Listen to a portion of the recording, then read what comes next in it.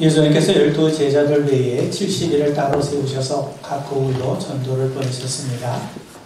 그들이 돌아와서 보고하기를 우리가 주님의 이름으로 나갔더니 귀신들도 항복을 하더라는 겁니다. 그때 예수님께서 기뻐하시면서 그들에게 또 한 말씀을 하세요. 누가복음 10장 20절에 보면 귀신들이 너에게 항복하는 것으로 기뻐하지 말고 너희 이름이 하늘에 기록된 것으로 기뻐하라. 무슨 말이겠습니까?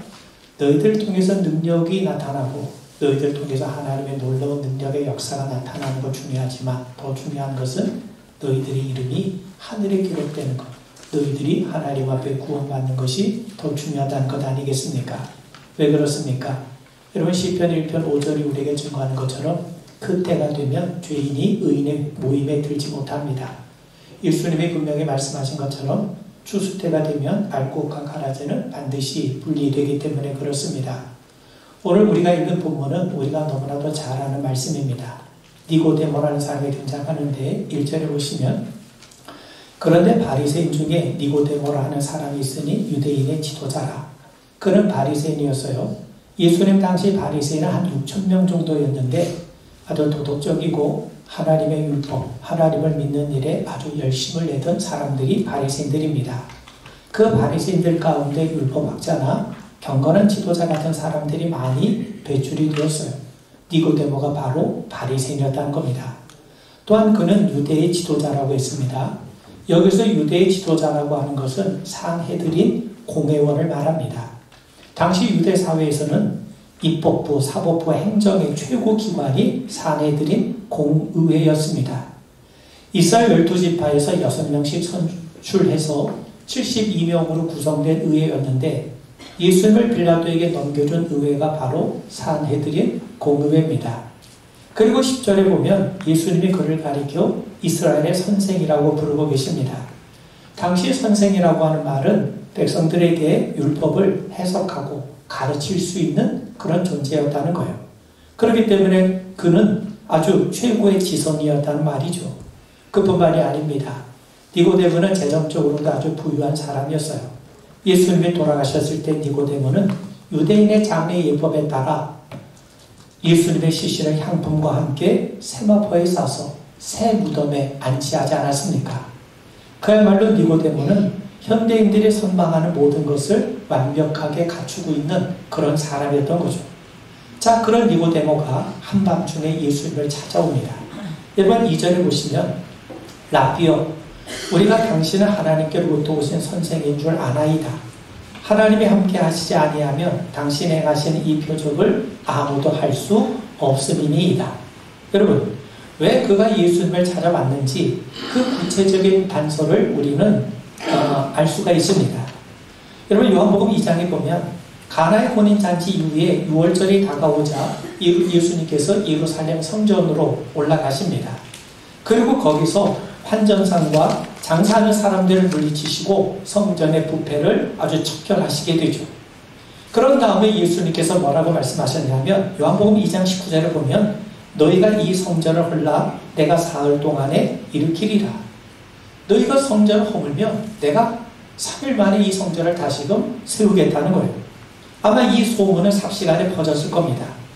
그리고 상헤드린 공회원뿐만 아니라 상류층에 속한 니고데모도 아마 그 소문을 들었을지도 모릅니다. 여러분 당시 성전을 둘러싼 종교적인 부패사는 널리 알려진 사실이지만 정치적 실세인 헤롯 가문과 사두개파 제사장들 간의 암묵적인 동의를 얻고 있었기 때문에 어느 누구도 감히 지적할 수 없는 금기 사항이었어요. 예루살렘 성전에서 부패한 일들이 발생하고 있음에도 불구하고 이것을 주관하고 있었던 사람들이 당시 정치적인 실세였던 헤롯 왕과 또 사두개파 대제사장들 중심으로 이루어지고 있었기 때문에 그 부패상에 대해서 어느 누구도 감히 지적할 수 없었던 겁니다. 그런데 바로 그런 성전의 부패상을 어느 누구의 눈치도 보지 아니하고 담대하게 지적하신 이 젊은 예수에게 아마 니고데모는 순식간에 매료되었을지도 모릅니다. 그래서 그는 랍비 운운하며 예수님을 찾아왔던 거죠. 그런데 예수님은 그의 말과는 전혀 어울리지 않게 단도직입적으로 그에게 거듭남에 대해서 말씀합니다. 3절을 보시면 진실로 진실로 내게 이르노니 사람이 거듭나지 아니하면 하나님 나라를 볼 수 없느니라. 자, 여러분, 이제 6월절이 얼마 남지 않았습니다. 6월절은 우리가 아는 것처럼 출애굽을 기억하는 절기 아니겠습니까? 출애굽은 이스라엘 백성들이 민족적, 국가적인 정체성을 가지고 새롭게 태어난 중요한 이정표가 되는 사건 아니겠습니까? 고대 국가 이스라엘의 탄생을 기념하는 절기인 이 6월절에 예수님은 거듭남의 진리를 니고데모에게 말씀하시면서 그에게 아주 중요한 영적인 진리를 가르쳐 주고자 하셨던 겁니다. 여러분, 거듭남이라고 하는 것은 중생, 다시 태어난다는 의미 아닙니까? 우리 기독교 진리를 가장 잘 가르쳐주는 용어이기도 하죠. 거듭남이야말로 하나님이 주신 은혜입니다. 그리고 사람은 반드시 누구든지 거듭나야 한다고 예수님은 우리에게 분명하게 말씀합니다. 그렇다면 왜 예수님 니고데모에게 거듭나야 한다고 말씀하신 겁니까? 그것도 예수님이 진실로 진실로 내게 이른다, 아주 중요한 진리를 지금 니고데모에게 말씀하셨는데, 그 중요한 진리가 뭐냐? 사람이 거듭나야 한다는 거죠. 그 말은 다른 말로 표현한다면 니고데모가 아직 거듭나 있지 않다는 겁니다. 여러분, 왜 거듭남이 중요합니까? 이것이 가장 중요하고 시급한 일이기 때문에 그렇습니다. 사실 거듭나지 아니하면 우리는 아무것도 아니기 때문에 그렇습니다. 우리가 거듭나지 아니하면 우리는 하나님과 무관한 하나님의 백성이 될 수 없기 때문에 그렇습니다. 자, 여러분, 니고데모는 바리새인이라고 했어요. 바리새인 율법을 지킨 일에 아주 철저하게 구별된 사람 아닙니까?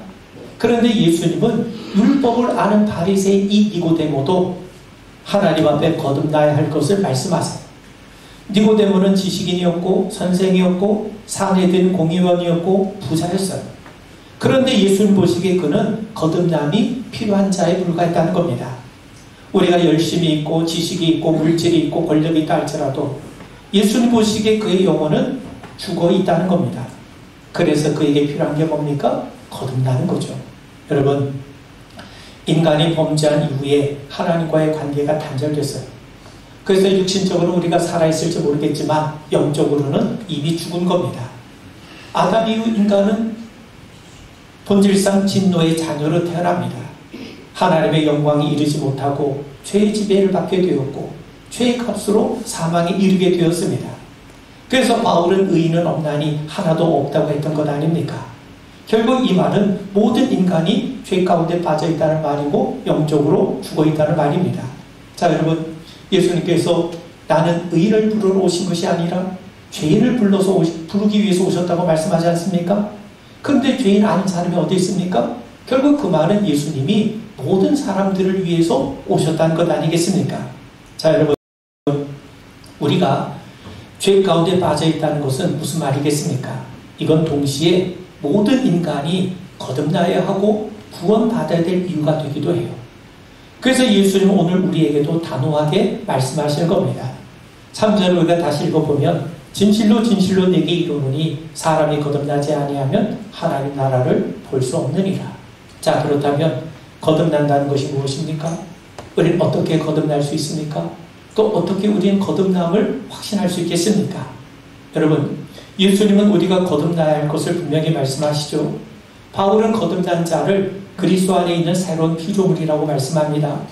예수님은 우리가 거듭날 것을 단순히 권면하시는 것이 아니라 아주 단호하게 거듭나야 한다고 우리에게 명령하고 계세요. 왜 그렇습니까? 이게 바로 영생과 죽음의 문제이기 때문에 그렇습니다. 여러분, 우리 감리교 장시자 요한 웨슬리 목사님은 구원받은 것과 구원받지 못한 것을 정확하게 구별합니다. 그리고 그리스도인 가운데에서도 그리스도인이 있고 almost 크리스찬이 있다는 거예요. almost라는 말이 무슨 말입니까? 거의 무엇이 된 듯한 그런 말이죠. 그렇기 때문에 almost 크리스찬이라는 말은 겉으로는 그리스도인처럼 보이는데 실상은 거듭나지 못한 성도를 의미해요. 우리가 교회에 소속해서 헌금도 하고 봉사도 하고 예배도 드리는데 실상 그리스도인이 아닐 수 있다는 겁니다. 1, 2년 정도가 아니라 수십 년을 교회에 다닐 수 있어요. 그럼에도 우리가 거듭나지 않으면 진짜 그리스도인이 아니라는 거예요. 거듭나지 않은 삶은요, 우리가 종교 생활하는 것이지 참된 하나님을 섬기는 믿음의 생활이 아닙니다. 종교 생활이라고 하는 것은 정답 없이 문제를 푸는 것과 같아요. 반면 우리가 거듭났다는 것은 여러분 우리 인생의 분명한 정답을 소유했다는 말입니다. 여러분 3명의 친구가 자기들이 예약한 호텔 객실로 올라가려고 하는데 엘리베이터가 고장이 나는 바람에 30층까지 걸어 올라갈 수밖에 없게 되었습니다. 그래서 지루함을 달래기 위해서 돌아가면서 이런저런 얘기를 나누기 시작했어요. 한 사람은 가장 행복했던 순간을 얘기하면서 자신의 연애 시절 이야기, 결혼 이야기, 또 자녀를 출생했던 이야기를 하게 됩니다. 또 다른 한 사람은 사업하면서 참 힘들었던 때의 이야기를 하게 돼요. 그런 가운데 거의 20층 객실까지 올라왔어요. 이제 조금만 올라가면 자기들이 예약한 방에 이르게 됩니다. 이제 3번째 친구가 말할 차례가 되었는데 아무 말도 하지 않고 그냥 눈만 뻘뚱뻘뚱거리면서 가만히 있는 겁니다. 그래서 친구들이 너 하고 싶은 말 하면 돼. 네가 하고 싶은 이야기 한번 해보라고 손짓을 보내요. 그래서 3번째 친구가 이렇게 말을 하더라는 겁니다. 아차, 객실방 열쇠를 가지고 오지 않았네? 하더라는 거예요. 여러분 우리의 삶이 그와 같을 수 있다는 겁니다. 우리가 거듭남이 없으면 세상에서의 수고와 열심이 아무 소용이 없게 되는 거죠. 그야말로 헛수고가 된 것 아니겠습니까? 여러분 세상에서 가장 억울한 일이 뭔지 아십니까? 내가 주님을 위해서 몸과 마음과 시간과 물질을 들여서 열심히 섬기며 살았는데 정작 하나님 나라 백성이 되지 못한 것 아니겠습니까? 거듭나지 못하면 그렇게 된다는 거예요. 거듭나지 않으면 천국을 볼 수 없다고, 들어갈 수 없다고, 하나님 앞에 설 수 없다고 예수님이 우리에게 분명히 말씀하고 있지 않습니까? 그래서 3절을 다시 읽어보면 진실로 진실로 내게 이르노니 사람이 거듭나지 아니하면 하나님 나라를 볼 수 없느니라. 그러자 이 예수님의 말씀에 니고데모가 물어보죠. 4절을 보시면 사람이 늙으면 어떻게 날 수 있사옵나이까? 2번째 모태에 들어갔다가 날 수 있사옵나이까? 그러자 예수님이 말씀하세요. 5절 보면 진실로 진실로 내게 이르노니 사람이 물과 성령으로 나지 아니하면 하나님 나라에 들어갈 수 없느니라. 자 여러분 거듭난다는 말은요 그 헬라말 원어로 아노텐이라고 해요. 이 거듭난다 아노텐이라는 말은요 2가지 의미가 있습니다. 원어게 다시 태어난다는 의미가 있고 또 한 가지 의미는 from above 위로부터 난다는 의미가 있어요. 니고데모는요 거듭난다는 말을 첫 번째 의미로 이해를 했습니다. 육체적으로 다시 태어나는 것으로 이해를 했던 겁니다. 그래서 우리가 다시 태어난다? 그렇다면 우리가 어떻게 엄마 뱃속에 들어가서 다시 태어날 수 있겠느냐고 물었던 거예요. 그런데 반면 예수님이 말씀하신 거듭난다는 말은 2번째 의미, 위로부터 태어난다는 것을 의미해요. 결국 이 말은 무슨 말이겠습니까? 하나님이 위에서 주시는 성령으로 우리가 다시금 태어나는 거예요. 영적으로 태어나는 것을 말하는 거죠.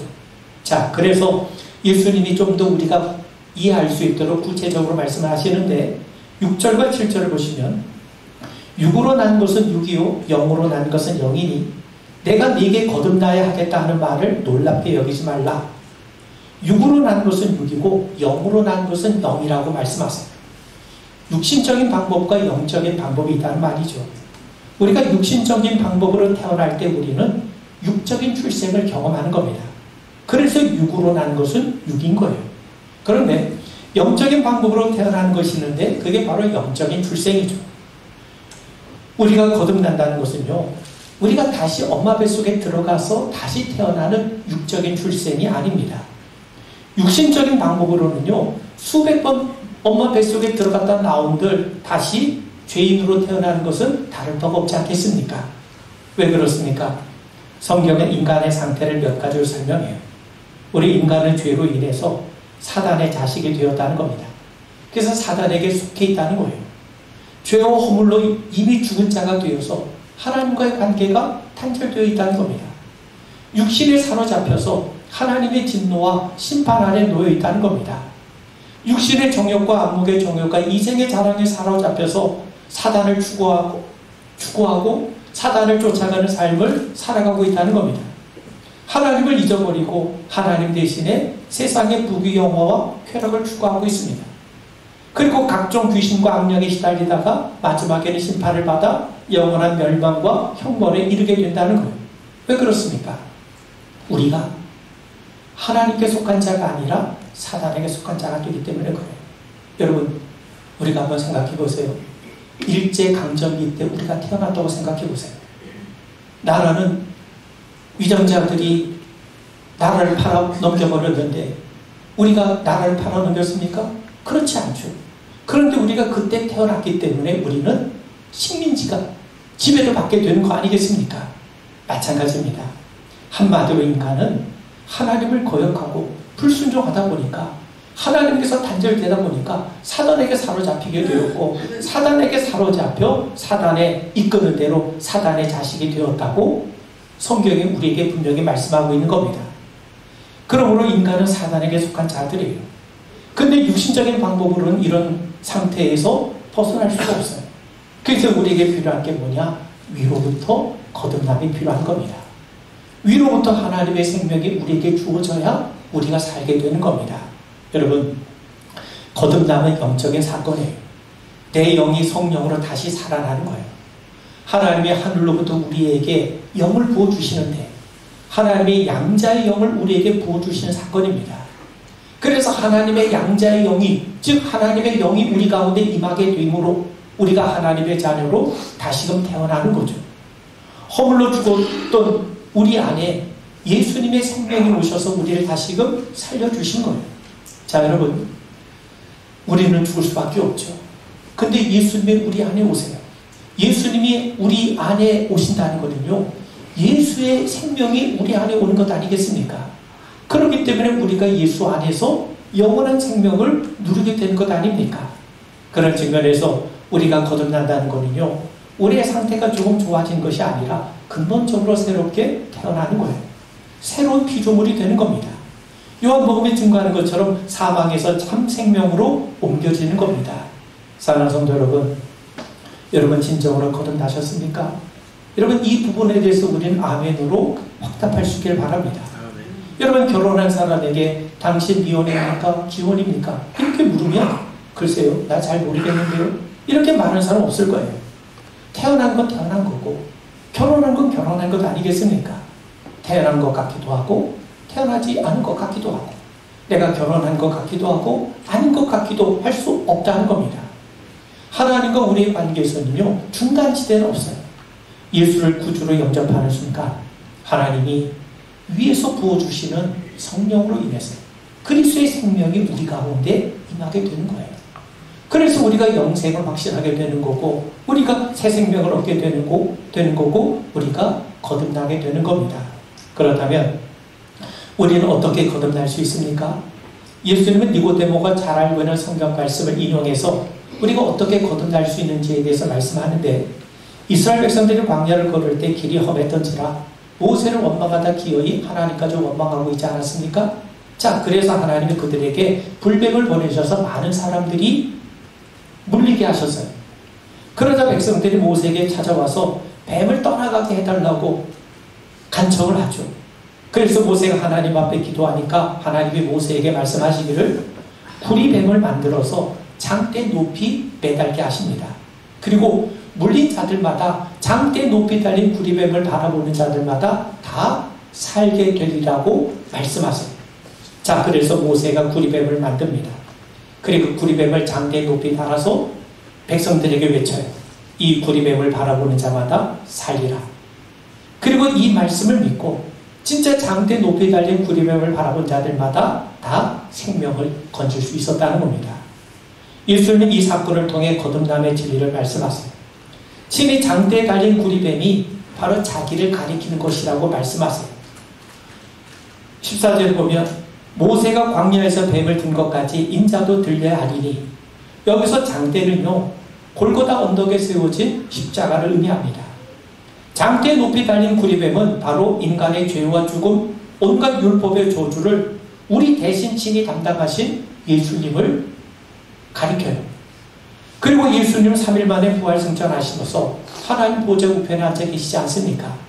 결국 이 말은요, 예수님께서 우리의 모든 죄를 다 사하셨다는 거예요. 그리고 우리가 하나님께로 나아갈 수 있는 길을 우리 주님께서 예비하셨다는 겁니다. 마련하셨다는 거예요. 그 구체적인 증거가 예수님의 부활입니다. 그래서 예수님이 우리에게 분명하게 말씀하시죠.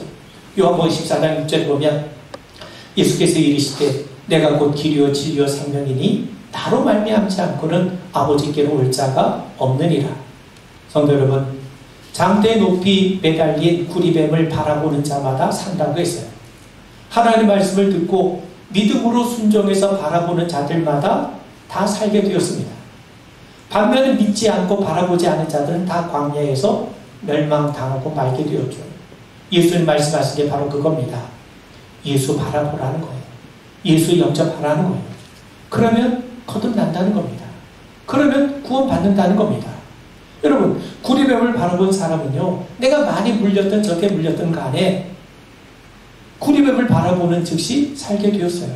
마찬가지로 우리가 나를 위해 십자가를 지신 예수님을 믿기만 하면, 그분을 영접하기만 하면, 예수님을 영접한다는 건 뭡니까? 예수님 안에 있는 생명이 우리 안에 임한다는 것 아니겠습니까? 여러분, 예수님이 좀 더 구체적으로 말씀합니다. 사람이 물과 성령으로 나지 아니하면 하나님 나라에 들어갈 수 없느니라. 물이라는 게 뭡니까? 더러운 것을 씻는 거죠. 더러운 게 뭡니까? 죄예요. 그 죄를 씻는 유일한 방법이 뭡니까? 하나님이 씻겨주는 거예요. 인간은 죄가 죄인 줄 모릅니다. 그래서 인간은 스스로 죄를 씻을 수도 없고 죄의 문제를 해결할 수 없어요. 죄는 하나님과 단절된 것이기 때문에 그 단절된 관계를 해결하실 수 있는 분은 하나님이세요. 근데 그 방법이 뭐냐? 하나님이 바로 그리스도 예수의 십자가를 통해서 해결하시는 겁니다. 그러면서 하나님이 하시는 게 뭐냐? 누구든지 그리스도를 믿기만 하면, 그분을 영접하기만 하면 모든 죄를 다 씻어주겠다, 용서하시겠다고 하나님이 약속하셨어요. 그래서 우리가 예수님을 믿고 영접할 때 하나님은 우리의 죄를 깨끗하게 씻어주시는 거예요. 그리스도를 믿고 영접할 때 예수의 생명이 우리 안에 들어오기 때문에 우리는 새 생명을 얻게 되는 것이고 하나님의 백성이 되는 겁니다. 바울은 우리에게 말씀해요. 에베소서 2장 8절 9절을 보면 너희는 그 은혜에 의하여 믿음으로 말미암아 구원을 받았으니 이것은 너희에게서 난 것이 아니요 하나님의 선물이라. 행위에서 난 것이 아니니 이는 누구든지 자랑하지 못하게 함이라. 구원이 하나님의 선물이라는 거죠. 여러분, 선물은 내가 감사함으로 받는 것이지 내가 노력하고 수고의 결실로 얻는 게 아니지 않습니까? 구원은요, 하나님이 우리에게 주시는 선물입니다. 그 일을 이루시는 분은 누구십니까? 하나님이세요. 하나님의 물과 성령으로 날마다 우리를 거듭나게 하십니다. 여자가 아이를 낳을 때 태 속에 있는 아이가 엄마의 출산을 도와서 나왔습니까? 아니에요. 전적으로 아이의 출생은 엄마의 수고로 이루어진 것 아닙니까? 출산할 때 아이가 엄마를 돕겠다고 발버둥 친다면 심각한 문제가 발생해요. 거듭나는 것도 마찬가지입니다. 전적인 하나님의 은혜입니다. 성령이 함께해 주셔야만 우리가 거듭나는 거예요. 내가 예수를 알게 되고 믿게 되고 영접하게 되는 것, 이 모든 것이 우리의 의지와 결심과 노력으로 되는 것 같지만 이 일을 이루신 분이 하나님이십니다. 아멘. 그래서 예수님은 물과 성령으로 거듭나야 될 것을 말씀하시는 거예요. 자, 여러분, 베드로전서 1장 23절에 보면 사도 베드로가 말씀하기를 너희가 거듭난 것은 썩어질 씨로 된 것이 아니요 썩지 아니할 씨로 된 것이니 살아있고 항상 있는 하나님 말씀으로 되었느니라. 성령께서 말씀과 함께 역사하시기 때문에 우리가 예수를 영접함으로 거듭나는 겁니다. 여러분, 바울이 빌보에서 복음을 전할 때 성령께서 루디아의 마음을 활짝 열으셔서 바울의 복음을 받아들이게 하세요. 그러므로 성령은 말씀과 함께 역사합니다. 하나님이 지금도 성령을 우리에게 보내셔서 죽은 영을 살리세요. 그리고 말씀에 응답하게 하시고 예수를 영접하게 하시고 새 생명을 누리게 하시는 겁니다. 내가 스스로 거듭나는 것 같지만 하나님께서 거듭나게 하시는 겁니다. 사랑하는 성도 여러분, 여러분 진정으로 거듭나셨습니까? 고린도후서 13장에서 바울은 우리에게 말씀하기를 너희는 믿음 안에 있는가? 너희 자신을 시험하고 너희 자신을 확증하라. 예수 그리스도께서 너희 안에 계신 줄을 너희가 스스로 알지 못하느냐? 그렇지 않으면 너희는 버림받은 자니라. 예수님이 우리 안에 계심을 확신할 수 있느냐는 거죠. 여러분, 우리는 거듭나야 됩니다. 이것보다 시급하고 중요한 일은 있을 수 없습니다. 하나님께서 말씀과 성령을 통해 우리에게 참 생명을 부어주심을 우리 분명하게 믿게 되길 바랍니다. 그렇다면 우리가 거듭났다는 것을, 우리가 구원받았다는 것을 우리가 어떻게 확신할 수 있는가? 경험을 통해서 확신하는 게 아니에요. 하나님 말씀을 통해 확신을 가지셔야 됩니다. 여러분, 윌버 체프먼이라는 사람이 대학생 시절에 무디를 찾아갔어요. 무디 선생님, 저는 구원에 확신이 없습니다. 그러자 무디가 당신 그리스도 예수를 믿습니까? 그러자 체프먼이 예, 믿습니다. 그런데 자신이 없어요. 그러자 이 무디가 요한복음 5장 24절을 읽어줍니다. 내가 진실로 진실로 너에게 이르노니 내 말을 듣고 또 나 보내신 이를 믿는 자는 영생을 얻었고 심판에 이르지 아니하나니 사망에서 생명으로 옮겼느니라. 당신은 이 말씀을 믿습니까? 그자 젊은이는 예, 믿습니다. 그자 무디가 다시 물어요. 그렇다면 당신에게 영생이 있습니까? 글쎄요. 그게 확신이 서지 않습니다. 그러자 무디가 다시 그 성경 구절을 읽어줍니다. 믿는 자는 영생을 얻었고 심판에 이르지 아니하나니 사망에서 생명으로 옮겼느니라. 그러면서 다시 물어요. 당신은 이 말씀을 믿습니까? 예, 제가 믿는다고 말씀드리지 않았습니까? 그렇다면 당신이 이 말씀을 믿으면 당신에게 영생이 있습니까? 영원한 생명이 있음을 믿습니까? 근데 제가 그걸 모르겠습니다. 제가 진짜 영생을 얻었는지, 내가 하나님 앞에 구원받았는지 그걸 모르겠다는 거예요. 그때 무디가 소리치며 외쳐요. 당신이 뭔데 하나님을 무시합니까? 하나님께서 믿는 자에게는 영생이 있다고 말씀하시면 있는 것이지 당신이 뭔데 하나님 말씀을 부정하느냐라고 호통을 치는 겁니다. 자, 여러분, 나에게 영생이 있습니까? 있죠. 왜? 하나님이 믿는 자에게 하나님의 영생이 있다고 하나님의 분명히 말씀하셨기 때문이에요. 무디의 말에 체프맨이 자신이 지금까지 하나님 말씀을 제대로 믿지 못한 걸 깨달아요. 그리고 회심을 합니다. 그러고 난 다음에 우리가 잘 아는 YMCA 운동의 창시자가 됩니다. 그는 평생 전 세계를 다니며 주로 요한복음 5장 24절의 말씀을 설교했다고 그래요. 자신의 거듭남을 확신시켜준 말씀이었기 때문에 그렇습니다. 여러분, 우리 믿음의 근거는요, 말씀에 있어요. 하나님을 믿는다는 것, 하나님의 말씀을 믿는다는 것 아니겠습니까? 하나님 말씀을 알아요. 한치의 틀림도 오차도 없습니다. 하나님이 그렇게 말씀하시면 그런 겁니다. 하나님이 예수 믿으면 구원받는다 이렇게 말씀하시면 진짜 구원받는 거예요. 하나님이 죄와 사망의 법에서 해방되었다 말씀하시면 우리는 진짜 죄와 사망의 법에서 해방된 겁니다. 내가 체험했는가 하는 것은 두 번째 문제예요. 하나님 말씀을 그대로 믿는 게 중요합니다. 여러분, 하나님의 말씀으로 세상을 창조하셨다면 세상은 진짜로 말씀으로 창조된 겁니다. 그러므로 우리가 거듭남을 확신하는 것도 마찬가지예요. 내 경험으로, 내 마음으로, 내 감정으로, 내 행동으로 내가 거듭나는 것을 확신할 수 있는 게 아닙니다. 여러분, 신앙의 세계는요, 경험해야 확신하는 게 아니라 내가 확신하면, 내가 믿으면 경험되게 되는, 체험하게 되는 그런 세계입니다. 그런 의미에서 여러분, 말씀을 믿으세요. 하나님이 그렇게 말씀하셨다면 그런 겁니다. 하나님이 구원을 은혜로 주셨다면 우리는 은혜로 받은 겁니다. 예수를 믿는 자에게 하나님의 자녀가 된 특권이 주어졌다면 우리는 그 특권이 우리에게 주어진 거예요. 믿으면 영생이 있다고 말씀하시면 우리에게 영생이 있음을 믿으시길 바랍니다. 어떤 청년이 동사무소에 취직해서 민원 업무를 맡게 됐어요. 그가 하는 일이는 하루 종일 찾아오는 사람에게 증명서를 발급해 주는 거예요. 찾아오는 사람에게 하는 말이라고 해봐야 하루 종일 우리 증명서 발급할 때 뭐라고 묻습니까? 본인 맞습니까? 본인이죠? 항상 묻지 않습니까? 그런데 사망신고를 하러 온 사람에게 본인 맞습니까? 본인입니까? 하고 물었더라는 겁니다. 여러분, 우린 진짜 본인 맞습니까? 거듭난 성도가 맞습니까? 구원받은 백성이 맞습니까? 우리가 가짜로 살아서는 안 됩니다. 평생 하나님 섬기며 사는데 우리가 거듭나지 못하면 그 남은 지금까지 살아온 우리 삶을 누가 보상해 줄 수 있겠습니까? 우린 거듭난 새로운 피조물로 살아야 됩니다. 주님을 믿으시고 주님을 영접하시고 우리 안에 영생이 있음을 분명하게 믿으시길 바랍니다.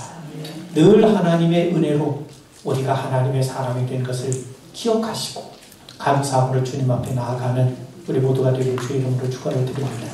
기도하겠습니다. 성령이 오늘도 우리 가운데 임하시옵소서. 우리가 주님을 전심으로 온전히 믿고 영접함으로 하나님의 자녀가 됨을 우리가 분명하게 확신하게 하옵소서. 우리가 실수하여 넘어질 때 있사오나 그럼에도 하나님과 우리의 관계가 끊어지지 않음을 우리가 믿고 더 주님을 의지하며 나아가는 우리 모든 성도들 되게 하여 주옵소서. 예수님 이름 받들어 간절히 기도하옵나이다. 아멘.